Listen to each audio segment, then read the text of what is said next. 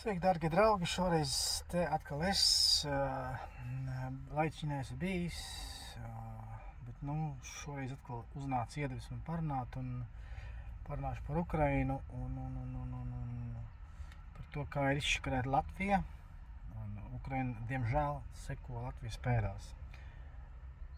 Tad pirms mēs iestājāmies Eiropas Savienībā, mums tika apsolīti zelta kalni, atkal kārtie politiķu meli.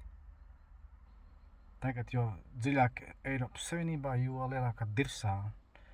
Visādi praidi un homoseksuālisms augst un zeļ. Ja jau pat Latvijas galvenais pediņš var runāt Aglonā, tad teikt Dieva mājoklī, tad es nezinu. Man vienkārši vairs pret reliģiju nav nekādas cieņas, nebijības. Ja kādreiz tā bija, bet tad tas jau viss ir aizgājis un vairs nekā nav. Jā, valsts galvenais pēdiņš runā Aglonas bazilikā, jā. Jā, kas ar Ukrainu notiekās? Cilvēki, protams, kuriem uzbruk, ir jāpalīdz, jāziedo un tam līdzīgi. Ja vien, protams, tie līdzekļi nonāk līdz cietējiem, līdz ievainotajiem.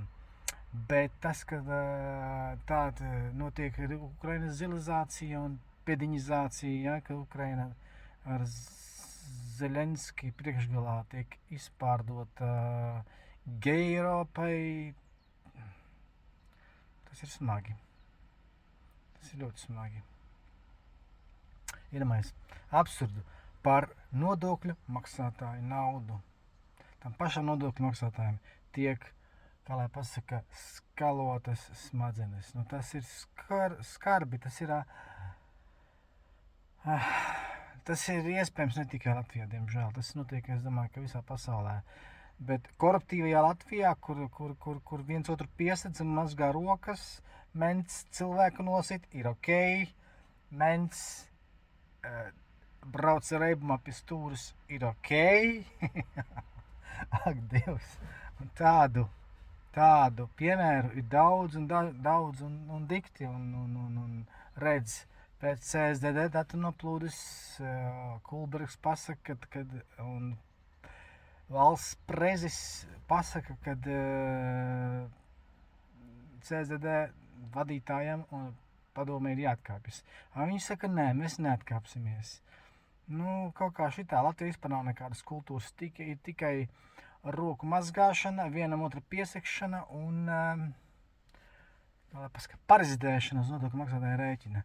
Kaut kādus, lai izšķērdētu miljardus eiro un Rail Balticiem pietiek, bet lai palīdzētu, lai apmaksātu valsts, lai apmaksātu visādus smagi slimos, reti slimo cilvēku ārstēšanā, visam pārējiem naudas nav. Tādā mēs valstī dzīvojam, diemžēl. Un tā pediņizācija, un tāda, ka Ukraina tiek zilizēta un pediņizēta, ja?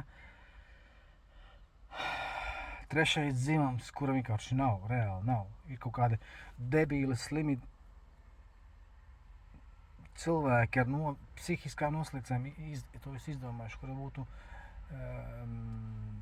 kurām būtu vieta Tvaika ielā, nevis slāt par Rīgu, tas pats Kleinbergs, jā. Arī Daunis, tas ir nevis progresīvo, regresīvo Daunis, jā, kurš Rīgu tikai vēl vairāk izčakarē.